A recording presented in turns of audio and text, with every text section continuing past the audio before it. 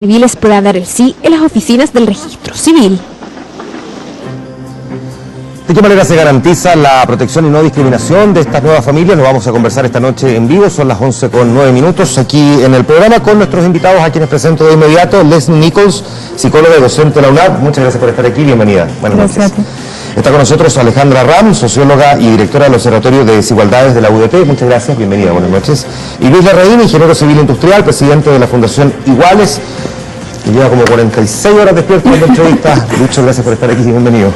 Por la ojera, ya saben por qué. Sí, claro, pero por favor. Plano más abierto, Lucho. Oye, Luis, te voy a hacer la pregunta que te has hecho todo el mundo, me imagino, en todas las entrevistas, pero creo que para poner un piso, a pesar de que Carlos Acuña nos mostraba en la nota parte de esto, si es posible que nos resumas lo que hoy contempla la ley. Y después, más adelante, te voy a preguntar qué cosas tenía que ya no tiene este proyecto que ahora ha sido promulgado por la presidenta. ¿Qué es lo que establece esta ley?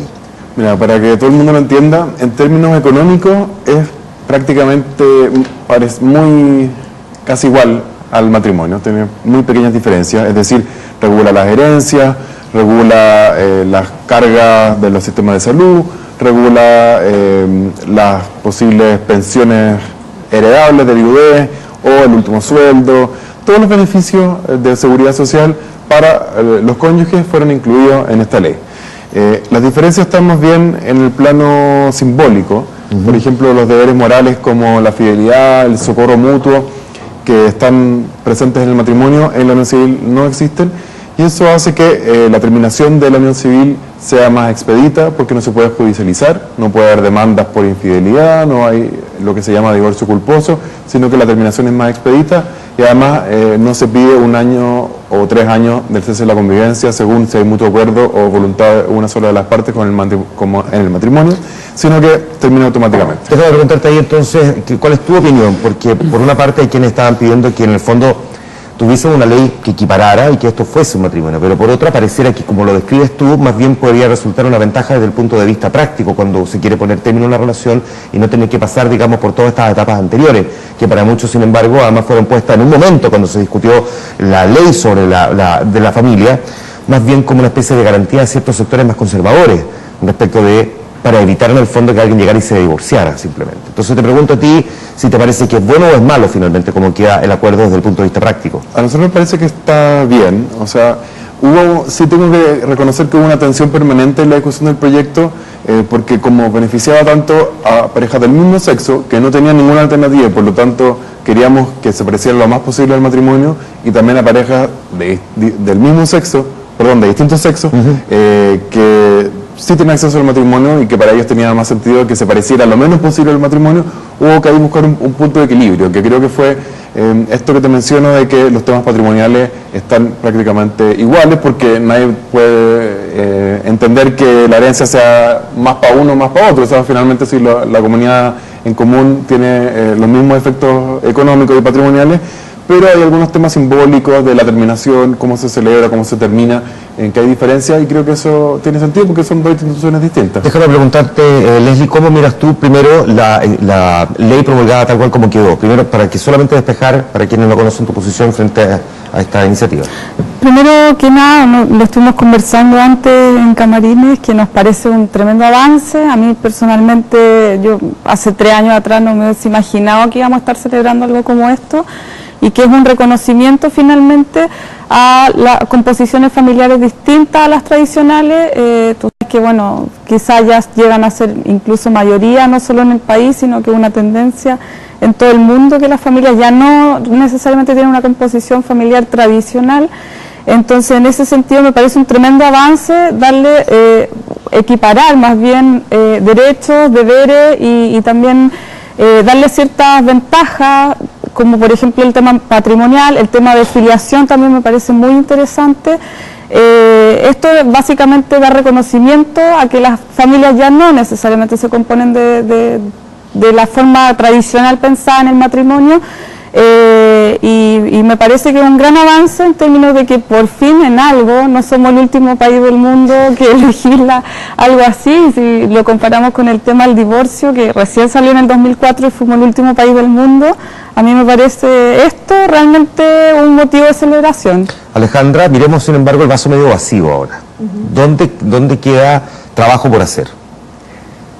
Bueno, primero me quiero sumar a las celebraciones, porque realmente esto es un quiebre, además histórico absoluto, digamos. O sea, no hay que olvidarse de que nuestra ley de matrimonio civil del año 1884 gobernó la vida de los chilenos por más de 100 años y fue cambiada hace muy poco. Entonces realmente, y además nuestra legislación civil tiene una tradición de fuerte discriminación. Acordémonos de los hijos nacidos fuera del matrimonio, que cuando se legisló un 30% de los niños nacían fuera del matrimonio. Entonces nuestros legisladores se han caracterizado por usar la legislación de familia para crear ciudadanos de segunda clase, y va a ser una discriminación social muy fuerte, digamos. Entonces me quiero sumar y encuentro que realmente es algo históricamente inédito, digamos. Es un avance, pero tengo que preguntarte también si no sientes que de todas formas la ley termina por establecer que de todas formas hay ciudadanos de primera y segunda categoría, es decir, algunos que se pueden casar Por con supuesto. todas las de la ley y otros que tuvieron que hacerle una ley especial. No estoy diciendo negativo, pero... No, estoy totalmente de acuerdo. Si yo creo que hay una deuda es el matrimonio igualitario, sin duda, digamos, ¿ya?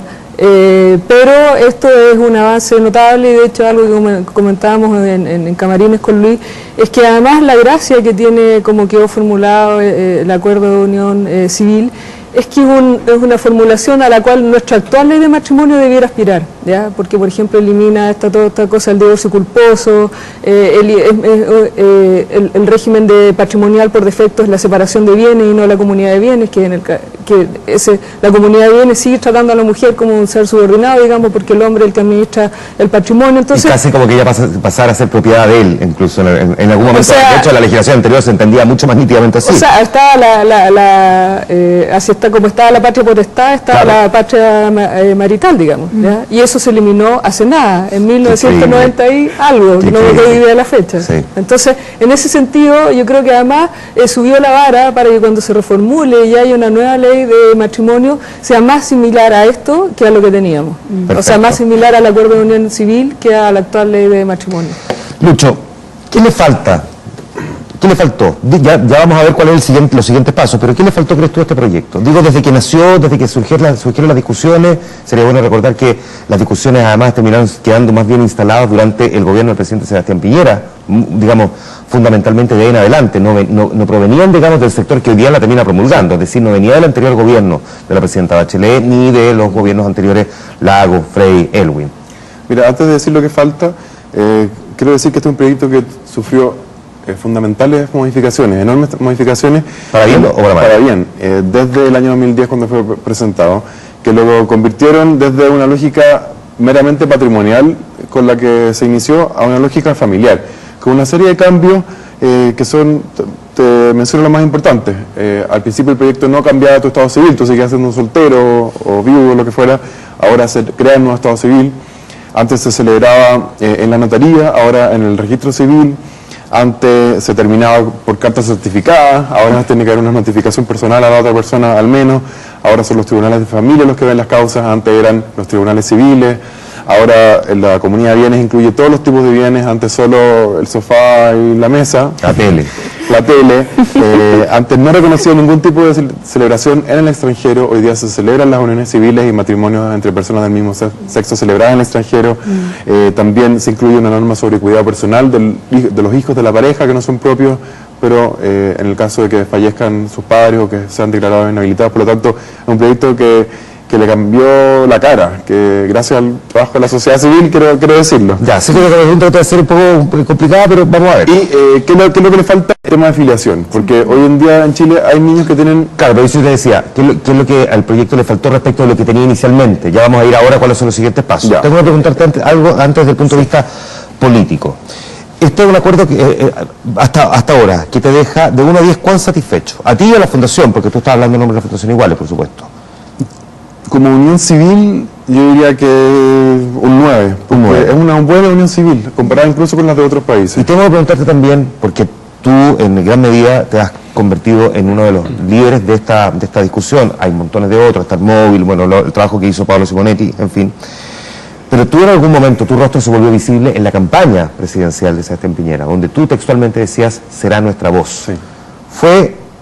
Con el paso del tiempo, ¿fue Sebastián Piñera la voz de los homosexuales? Creo que fue un actor importante porque transformó el tema de un nicho, un tema de izquierda, un tema de la élite intelectual o academia de las humanidades, de las ciencias sociales, a un tema transversal de todo el país. Creo que ese es un gran mérito al que él aportó. Pero nuestra voz no lo fue, claramente. O sea, la promesa quedó incumplida.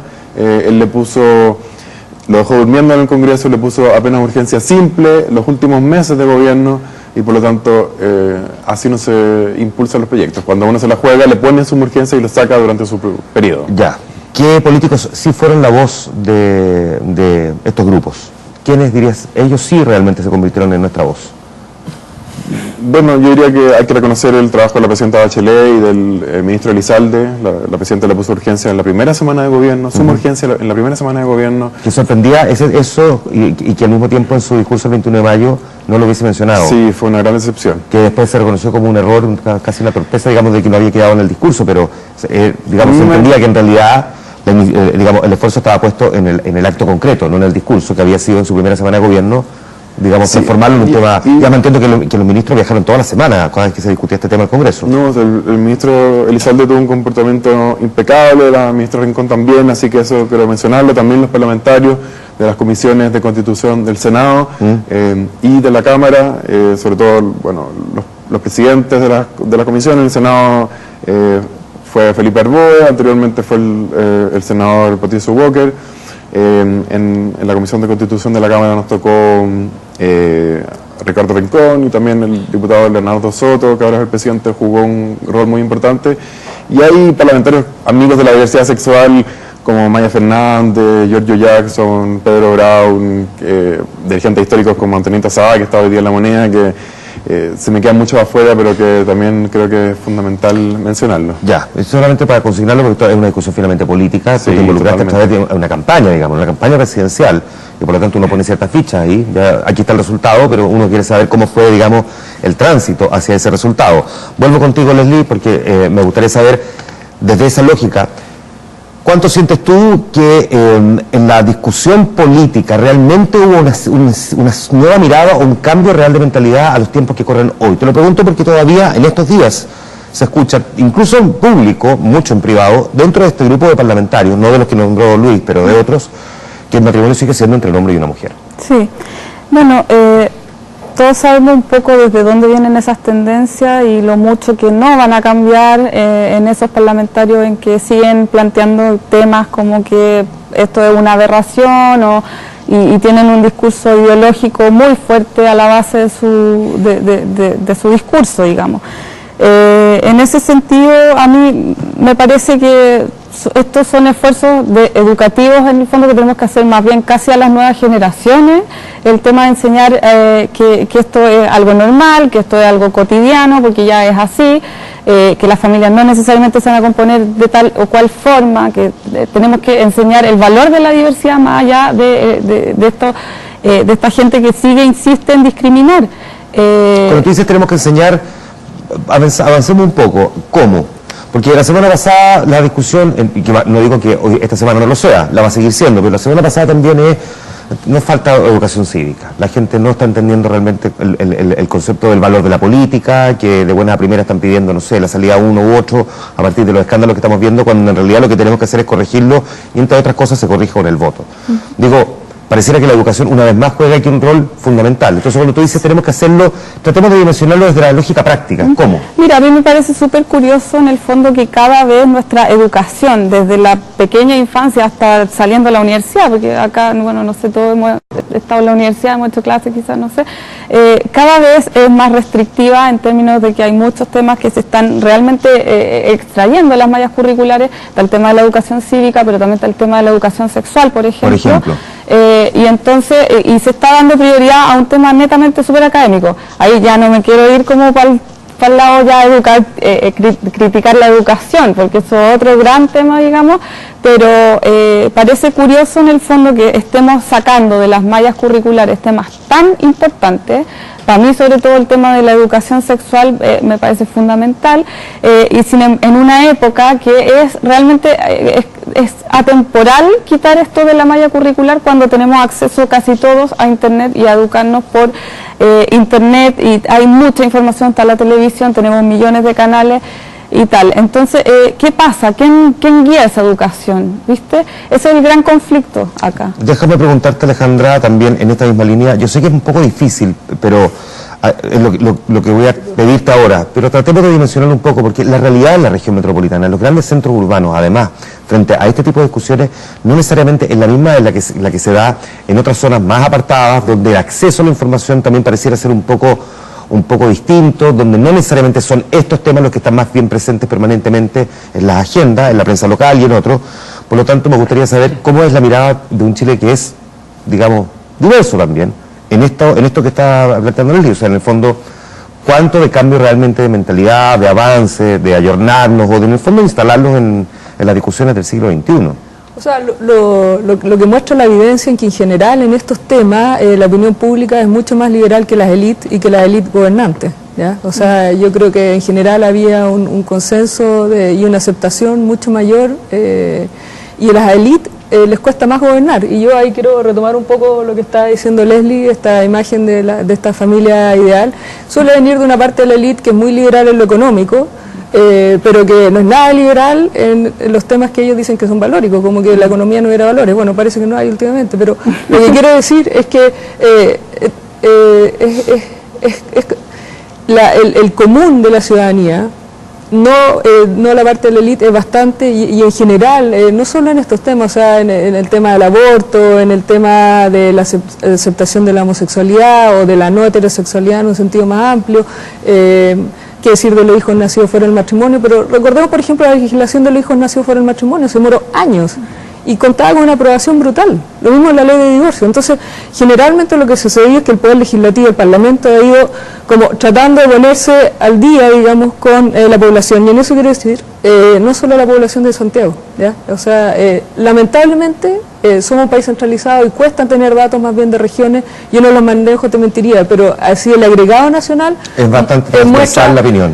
Claro, o sea, siempre hay diferencia por grupos socioeconómicos. En general, los grupos de mayor ingresos tienden a ser más liberales en estos temas, digamos, pero como agregado, el país se ha liberalizado mucho. Ha habido verdaderamente un boom después de la dictadura, o sea, una apertura muy grande en estos temas, y que le ha costado al mundo político darse cuenta. Y asumirla. Esa apertura que nos describe Alejandra, Lucho, ¿está dada también en la idea de que las parejas del mismo sexo puedan adoptar? ¿O crees que en ese punto no necesariamente, digamos, es mayoritaria la opinión del ciudadano como un chileno? Primero, lo que me gustaría decir es que la homoparentalidad, la copaternidad, comaternidad en Chile existe, aunque no existe la adopción conjunta, porque existe la adopción de solteros que pueden ser gay o lesbianas y criar a sus hijos con su pareja. Existen los gay o lesbianas que tuvieron relaciones heterosexuales anteriores con hijos. Existen los gay y lesbianas que acuden a la fertilización asistida en pareja. Por lo tanto, la verdad es que ya existe y hay un vacío legal que es urgente de solucionar, más allá de las percepciones, opiniones o valores de cada persona. O sea, ¿quién me puede venir a decir que un niño que tiene dos papás o dos mamás en su casa, que vive con dos papás o dos mamás, es mejor que tenga vínculo legal solamente con uno de ellos? O sea, si ese uno de ellos muere, ¿quién se queda con el cuidado personal de ese niño? O si el otro muere, ese niño no hereda nada de ese papá o de esa mamá.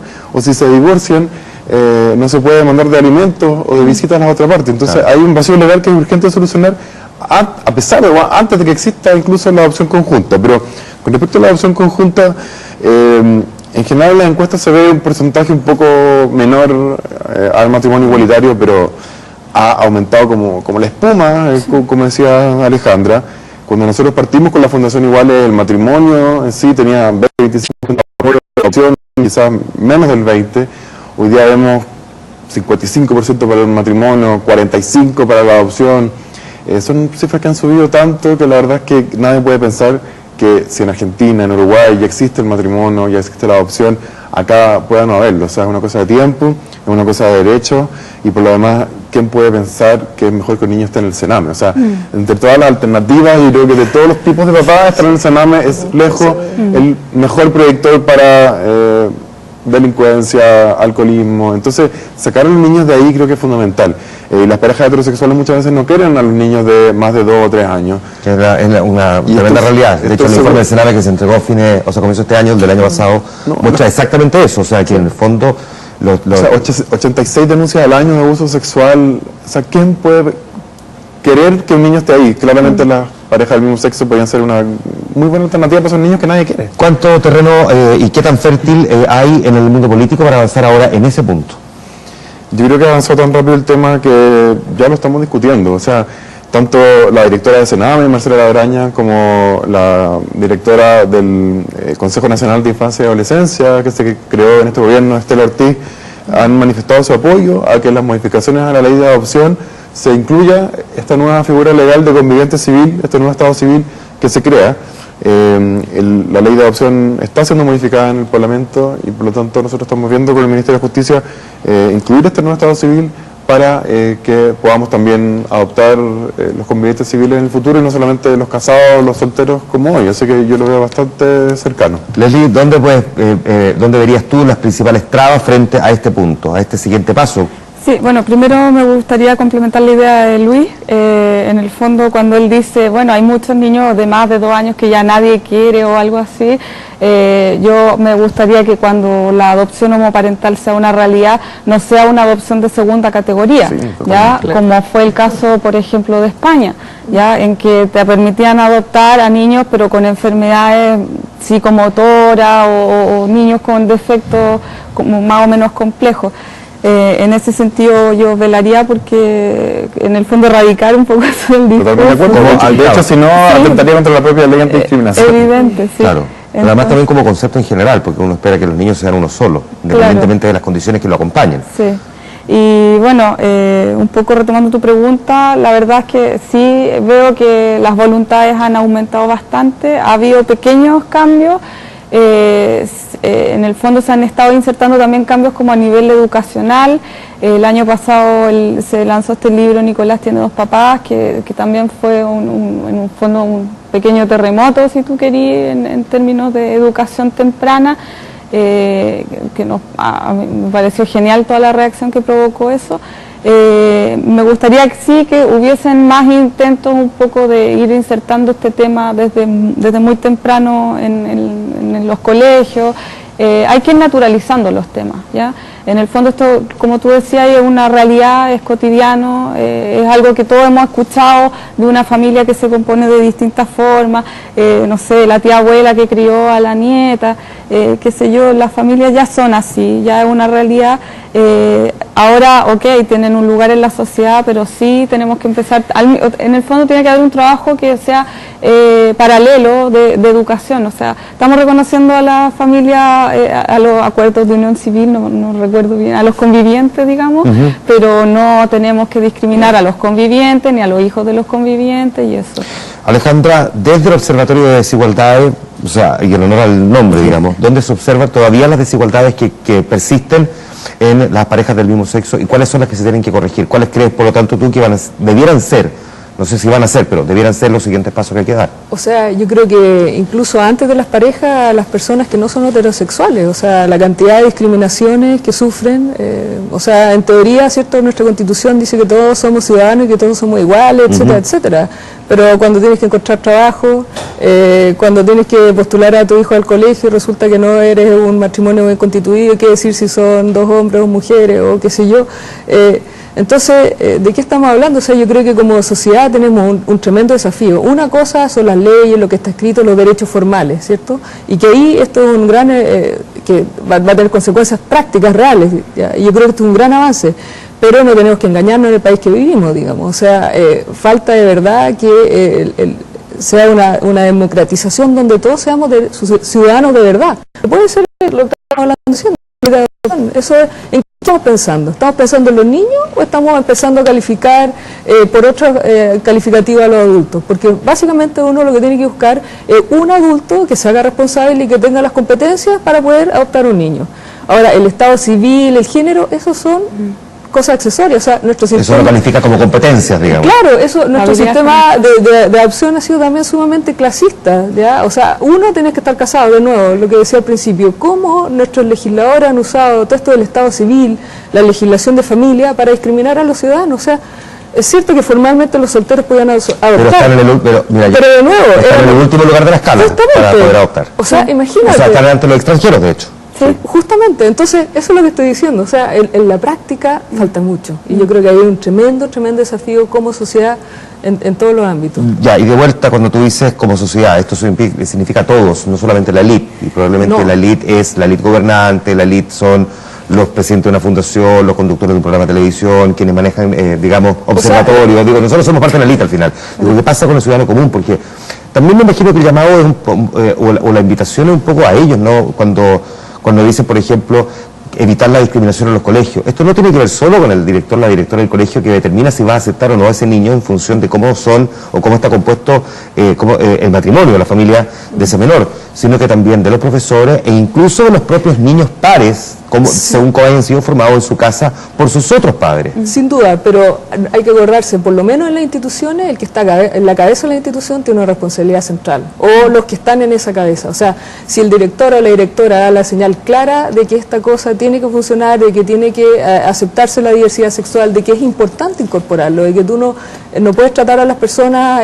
como de otra categoría, digamos, por su orientación sexual, bueno, si el mensaje lo da el más importante arriba del buque, es más fácil que se empape, digamos, ¿ya? Pero ahora, igualmente cada uno de nosotros como ciudadanos tenemos ese deber siempre, digamos, nuestro deber ciudadano es tratar de manera responsable y respetable a todos los ciudadanos, ¿ya? Sea quien sea, digamos, ¿ya? Eso es como la base mínima de cualquier convivencia civilizada. Bien, pues les quiero agradecer a los tres el que hayan estado conversando con nosotros. ¿Puedo aclarar una cosita? Aclare lo que quiera. No, con respecto a lo que decía Leslie, que no es que, para que se entienda, no es que yo quiera que las parejas del mismo sexo tengamos una segunda prioridad. Simplemente que muchas personas, cuando he dicho que queremos adoptarnos, dicen, ay, pues si ya hay más parejas que niños en el Sename. Y quizás hay más parejas que niños de 0 a 6 meses. Pero que niños en total en el Sename no. Entonces, por eso hice ese alcance. Claro, lo que pasa es que como funciona además la legislación del Sename, lo primero que se intenta con el menor es tratar que vuelva a su familia biológica. a reinsertarse con su entorno biológico más cercano, si no es con su padre o con su madre, al menos con familiares y todo. Pero es un proceso que puede tomar mucho tiempo, pero están los otros menores o los otros niños que finalmente con los que no se logra. Tremendo tema ese, para ver si lo conversamos la siguiente semana. Muchas gracias, Luis, por estar aquí. Alejandra, muchas gracias. Leslie, muchas gracias. Vámonos a la pausa comercial, nos queda todavía Vía Pública, son las 11 de la noche con casi 37 minutos. Volvemos.